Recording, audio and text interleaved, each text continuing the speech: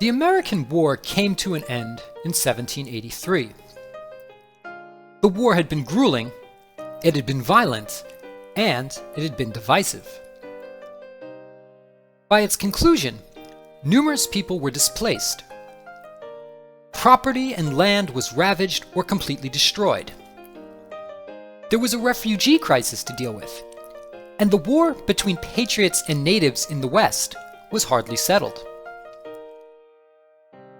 To make matters worse, the Continental Congress was bordering on insolvency. The war had destroyed the American colonial economy. Trade had been paralyzed as ports were blockaded and the British Navy harassed American merchant vessels in the Atlantic. To finance the war, Congress had borrowed heavily from foreign powers, most notably France. From the start of the conflict, France had funneled secret aid to the American rebels, with the war effort being financed in part by loans floated by French creditors. These debts, amounting to some $2 million, now had to be paid back.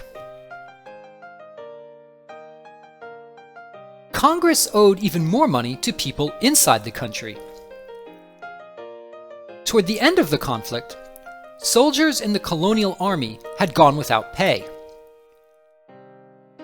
With hostilities over, they now demanded the back pay promised to them. When the government disclosed its precarious financial situation, soldiers and veterans fiercely denounced the Congress. Some even began plotting to overthrow the government, setting the stage for a potential second round of civil disorder and violence.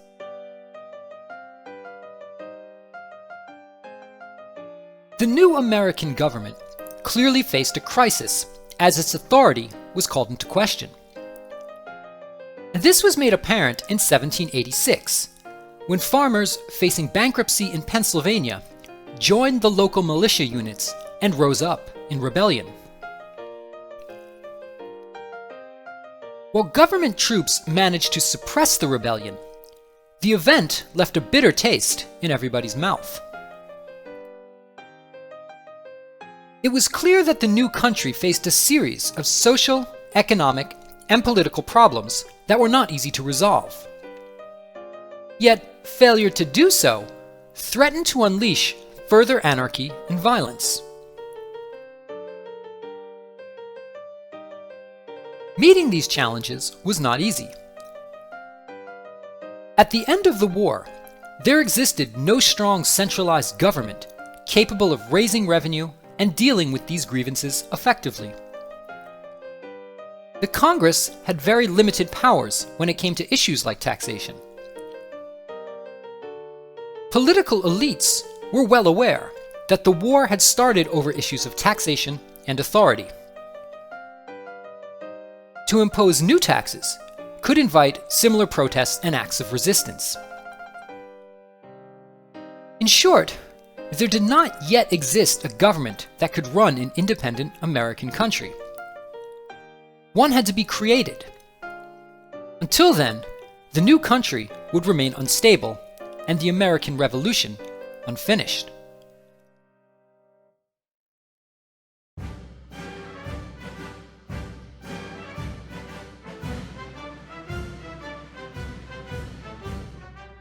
This question of how to organize an American government generated a great deal of debate and conflict. Political elites, represented by the Virginia politician James Madison, called themselves Federalists and had a specific vision for what a post-revolutionary American government might look like.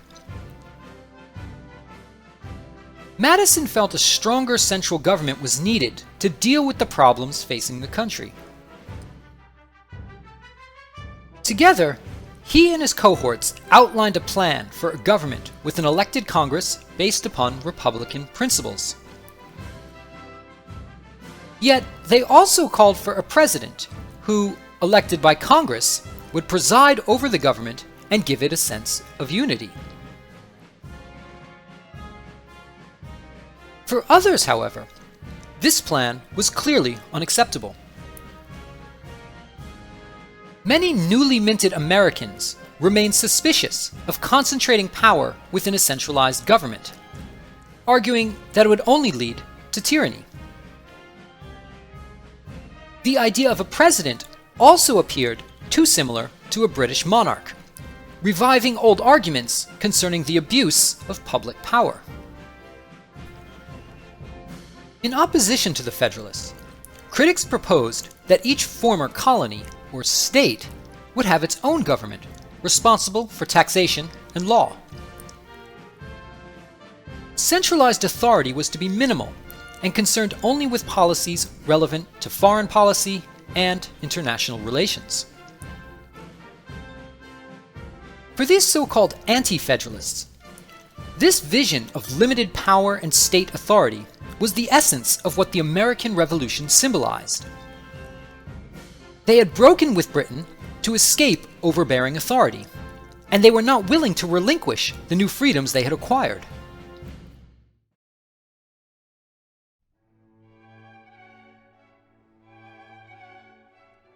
Between 1787 and 1789, these two competing models of government generated fierce debates in the press and Congress. In the end, it was the Federalist vision that won out. And in 1789, the commander of the wartime Continental Army, George Washington, was elected president of the new American Republic.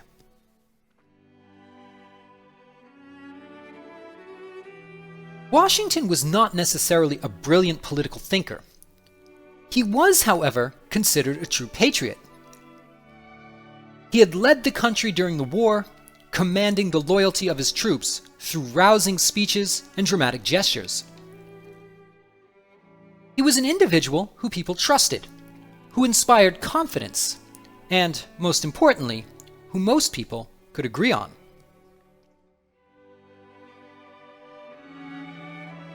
Washington himself was aware of the deep factional and sectional divisions that threatened to divide the new republic, and was alarmed by what he saw unfolding in the country. "At present, I see nothing but clouds and darkness before me," he confessed in late 1788, as the Federalists and Anti-Federalists sparred off against one another. Despite his reservations, in April of 1789, Washington was driven to New York City by ferry to assume his presidential duties. As he proceeded to the town hall thronged by a large crowd, the band struck up the anthem of "God Save the King," the traditional music most people associated with public authority. The large crowd didn't seem to notice the irony. A form of government had finally been accepted and the president sworn in. A republic had, for the moment, been created. It would now have to attend to uniting an unstable and divided country. The American Revolution was being brought to an end. Yet, just as Washington was being installed as president, another situation was rapidly evolving across the Atlantic, where demands for liberty and rights were acquiring a greater saliency. The American Revolution may have been winding down, but in France, a recent wave of riots and public declarations against the royal government suggested that the revolutionary fervor of the late 18th century was by no means extinguished. French thinkers had paid close attention to what had occurred in America. They read about the colonial rebellion and war in newspapers, and intellectuals discussed these events in salons.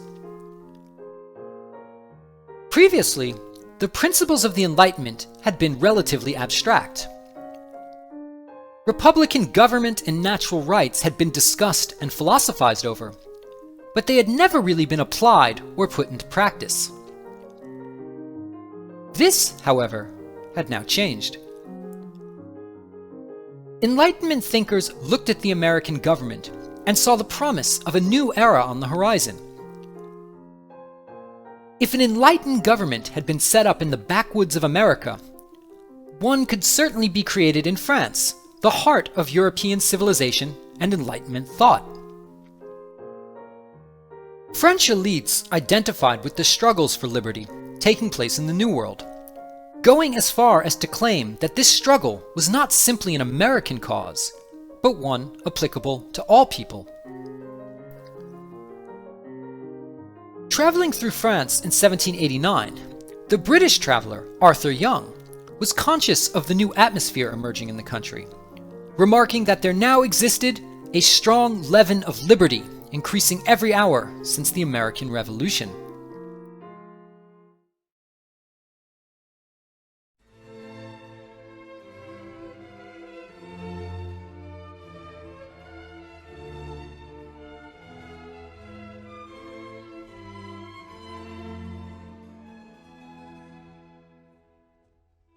For all intended purposes, a crisis had been building in France for quite some time. The French royal dynasty, the Bourbons, had epitomized the idea of absolutist monarchy. Over the 17th and 18th centuries, the government had fought costly wars that secured French predominance on continental Europe. Kings like Louis XIV had built lavish palaces and attempted to impose their authority on a reluctant nobility. While these achievements had made France a leading European power, they had come at a cost. By the time the American War erupted, the French state was verging on bankruptcy. This had not deterred the royal government from sending aid to the colonial rebels and engaging in a costly war with Britain. By the conclusion of the American War, France had contributed some 12,000 soldiers to the cause and provided over 30,000 sailors to assist with naval operations. By the mid-1780s, the government was bordering on insolvency. The royal coffers had been drained, and the state was finding it difficult to pay back its creditors. Moreover, for all the absolutist pretensions of the French kings, the French monarchy still ruled over a quasi-feudal kingdom. Like most early modern states, France was a patchwork of provinces stitched together over centuries through marriage alliances and conquest. Provincial authorities had different laws and different arrangements with the monarchy. Some had treaties with the king that limited royal power. Others complained that the absolutist system robbed them of their traditional powers. These differences were also cultural. Regional variations in dress, custom, and even language were evident, with various communities speaking regional dialects or patois that differed greatly from the French spoken at the royal court. The issue of central and provincial power remained tension-ridden, indicating the dream of an all-powerful absolutist state was far from being realized by the late 18th century. With a mounting fiscal crisis on hand by the 1780s, the ruling king, Louis XVI, realized that he was going to have to raise additional revenue to cover the state's debt. This inevitably meant imposing new taxes. According to his ministers, the money could not be wrenched from the peasantry, which was already overtaxed and suffering the effects of bad harvests and hunger.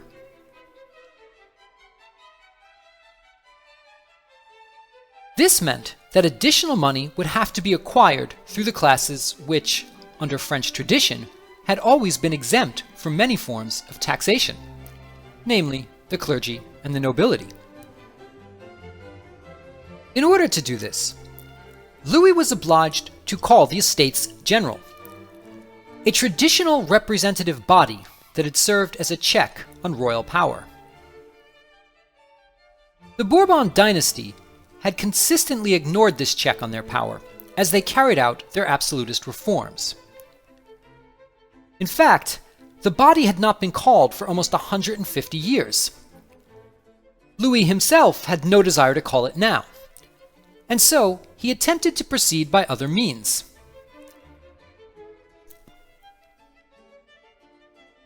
In 1787, Louis called an assembly of notables, composed of the nobility and church officials. At this meeting, he requested that they consent to a series of new tax reforms. To his surprise, various members of the nobility were willing to do so. However, it came with a condition. They would have to be given more political power, effectively meaning bringing the absolutist system of monarchy to an end.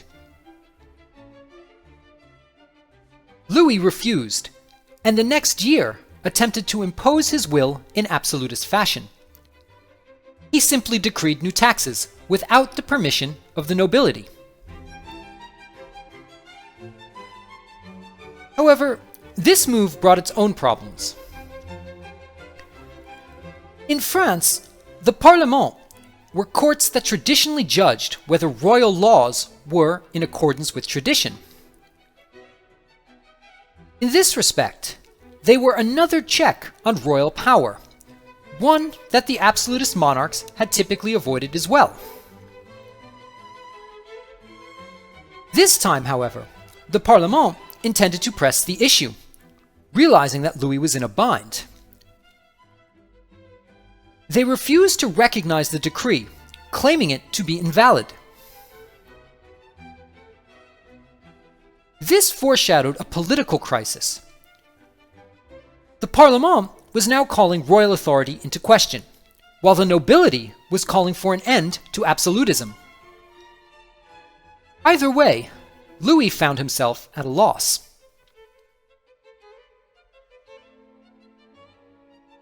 With no other alternative, Louis was forced to call the Estates General at his palace in Versailles. This would inevitably invite a contest of wills as these tensions were rising, and it was a contest that Louis intended to win, preserving the absolutist system he had inherited upon taking the throne.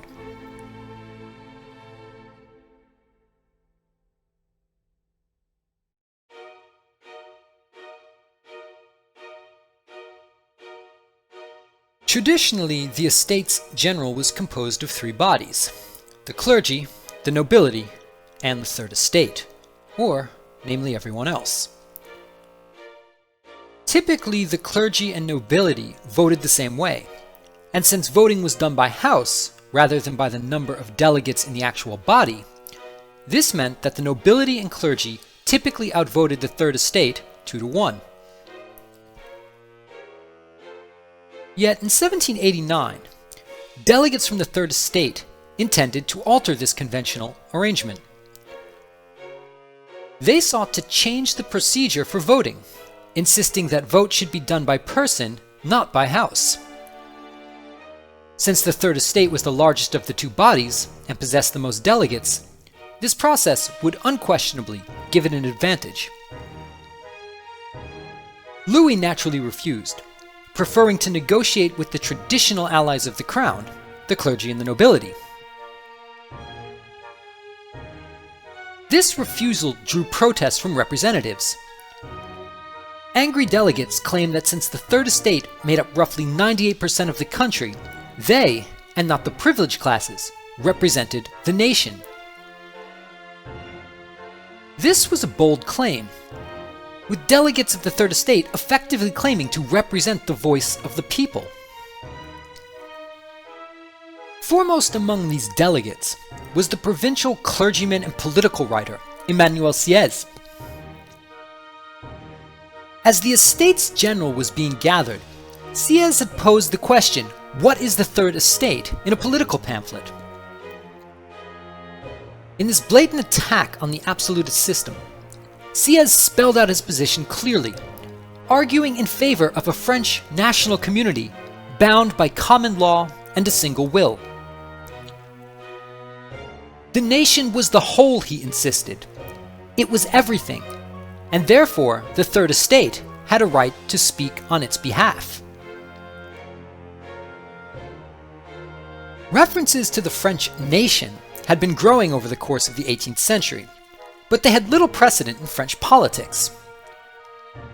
Under the monarchy, sovereignty resided in the person of the king. It was in the king's name alone that all political decrees and all laws were proclaimed. To speak on behalf of the nation, let alone to declare it an authority, was virtually unheard of, leaving a certain ambiguity as to who or what this French nation actually was. Nevertheless, impressing their demands on the king, delegates were willing to make bold demands, and they increasingly justified them through the new political idiom of the nation. In June of 1789, the Third Estate, after being constantly rebuffed by the king, went as far as to declare itself the legitimate government of France. It called itself a national assembly that claimed it had the authority to speak on behalf of all Frenchmen.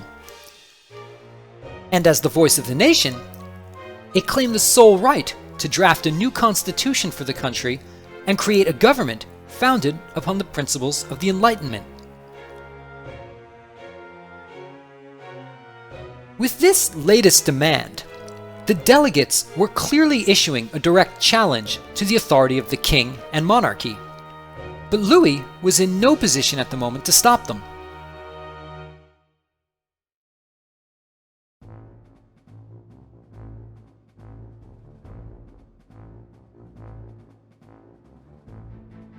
That summer, news of the events taking place in Versailles began to circulate around Paris, and it was not long before this political agitation soon mixed with more general social discontents.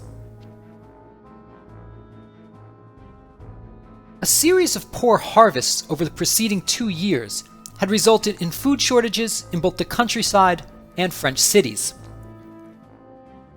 In Paris, the price of bread had risen sharply, hitting every working family's budget.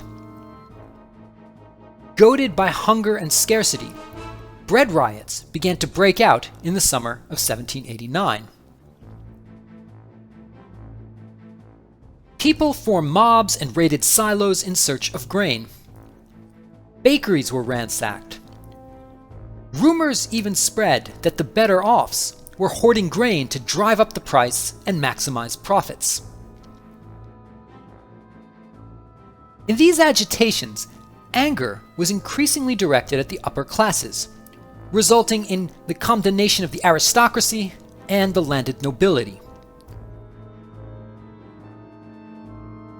As order broke down in cities and the countryside, news of the events at Versailles began to circulate, giving a conspicuous political dimension to these riots and protests.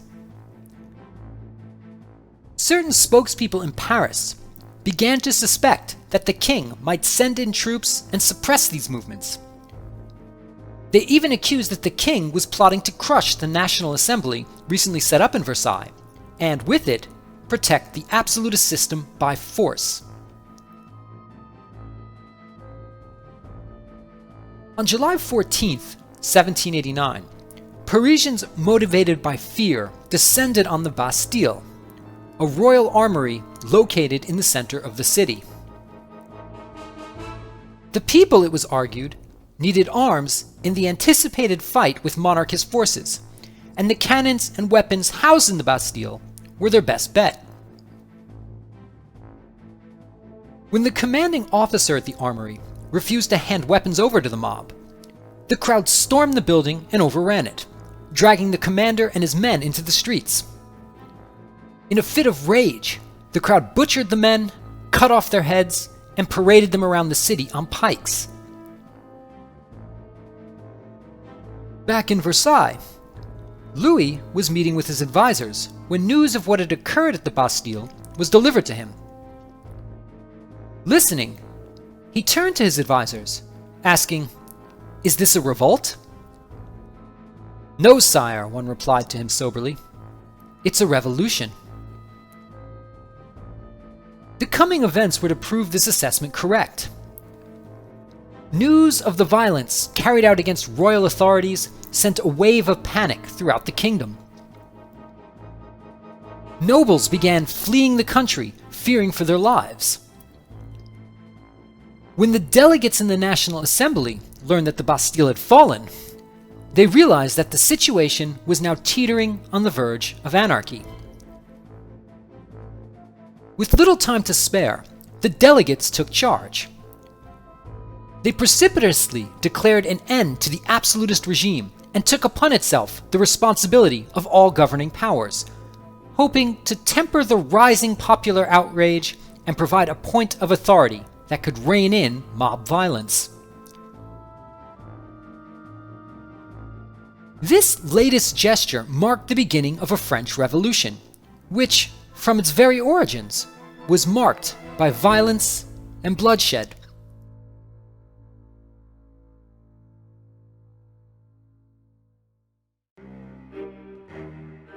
Having assumed power, the National Assembly faced a number of difficult tasks if it intended to command authority. Firstly, it needed to create a new and legitimate government, a task that compelled the drafting of a constitution. This would require forging a broad consensus on what type of government to create, a question that was by no means universally agreed upon. While radicals insisted that France should follow in the footsteps of Americans and be done with monarchy altogether, most delegates had little faith in the ability to found a republic. A constitutional monarchy with limited powers bound by law was preferable to most. Yet even this denouement had its own issues. If the king was to be bound by a constitution, what were the extent of his powers? Should the delegates imitate Great Britain, or should they devise a constitution in accordance with the traditions and customs of the French government? As these questions were debated and argued over, other events rapidly took their course. In early August, the National Assembly declared an end to the social privileges of both the clergy and the nobility. A declaration of the rights of man and citizen was drafted. According to this document, all sovereignty resided in the body of the nation, not the king. All people, as citizens of the nation, were entitled to the same rights and duties, making them fundamentally equal in the eyes of the law. Feudalism, an institution tied to the old regime, was officially abolished in the name of equality. In a single gesture, the entire social and economic system of the kingdom was dramatically overturned. Yet while revolutionaries spoke in the name of equality, it was evident that many felt this should pertain to civil rights alone. Under the new constitution produced by the National Assembly, voting rights were not given to everyone. Political rights were only extended to males. A voter had to be able to understand the duties which citizenship entailed and use their reason to make informed political decisions. And according to French politicians, this was something that only men, and not women, were capable of. Secondly, the Assembly differentiated between active and passive citizens. Active citizens were required to meet a tax qualification in order to vote. This entailed that political rights were given primarily to the nobility and middling classes. Passive citizens were able to enjoy all the civil rights that citizenship offered, but they were not empowered with the vote. This effectively meant that women, the working class and peasants were all excluded from political power. The Assembly also agreed that it was going to form a constitutional monarchy in France. Establishing a democratic republic seemed far too radical for most delegates. Most wanted to work with the king in finding a resolution and keep the monarchy at the head of the nation, albeit a monarchy beholden to a representative body. This idea was popular among many progressive thinkers who admired England's constitutional monarchy. But for more radical politicians and journalists, it seemed as though many of the delegates were not going far enough in their reforms.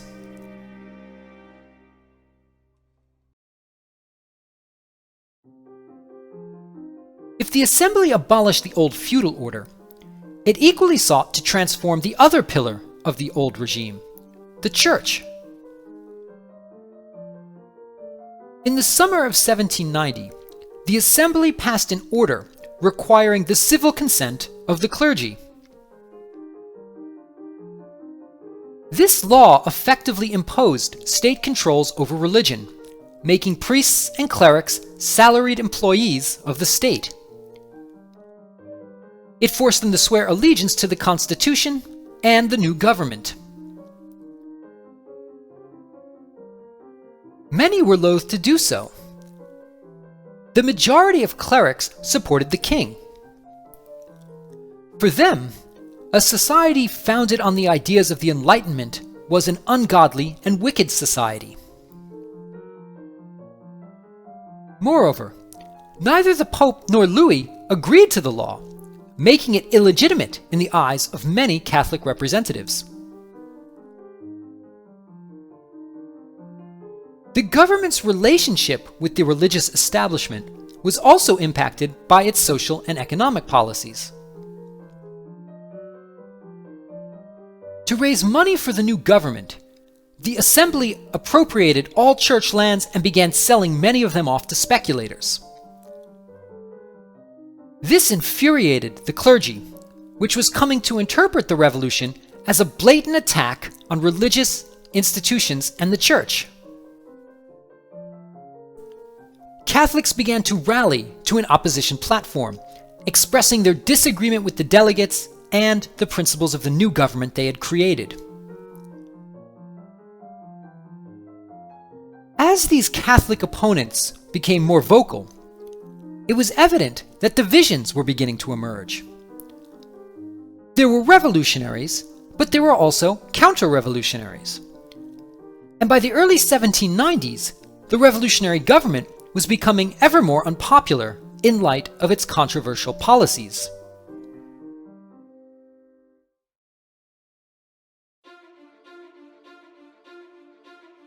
As fears over counter-revolutionary activities grew, rumors circulated. Those mistrustful of traditional social elites accused the clergy and nobility of secretly plotting to overthrow the government. These accusations were not entirely fabricated, as nobles connected with the royal family began to create armies abroad and organize a resistance movement.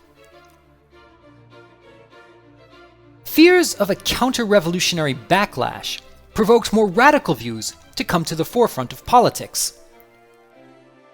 Some began to claim that if certain groups proved reluctant to accept the revolution, it was necessary to impose it on the nation by force. They even used Rousseau's notion of the general will to justify their position. As these radicals saw it, the revolutionary program was beneficial for society as a whole, even if the general population did not yet know it. Radicals in the Assembly also began to express a more hawkish outlook. Encouraged by the people's conquest over the absolutist state, some politicians began to claim that France should actively spread the revolution's fundamental principles of liberty, equality, and fraternity to other nations. France had a moral obligation to export the revolution, they argued, Having liberated herself, France should now liberate other oppressed people who remained under absolutist governments in kingdoms like Austria and Prussia. Such warmongering was fueled by anxieties over international counter-revolutionary conspiracies. Radicals had little trust in monarchs, and they were convinced that conservative forces abroad were assembling armies and plotting to invade France and restore the absolutist system. These existential threats urged immediate action, prompting radicals to call for a war against Europe if necessary.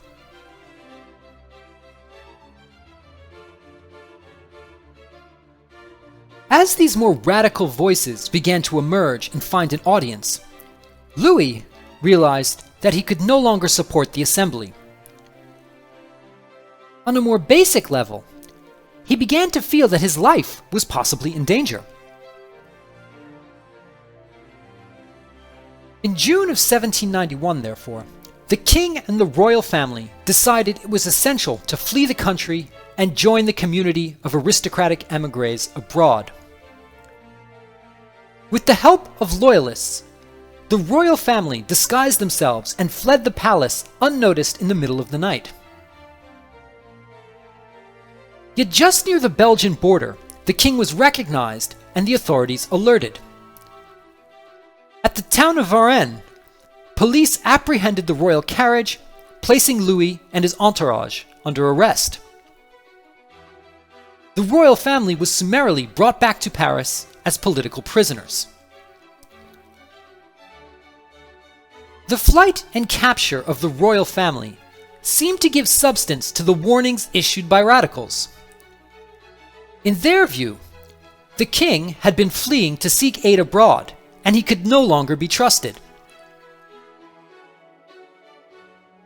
With the abortive flight of the king, the position of moderates and the hope of a constitutional monarchy was severely placed in doubt. With royal authority discredited and the counter-revolutionary conspiracies of radicals seemingly validated, tensions were beginning to grow. The French Revolution was becoming increasingly radicalized, setting the revolution on a new course, one which had hardly been imagined in the enthusiastic first days of 1789.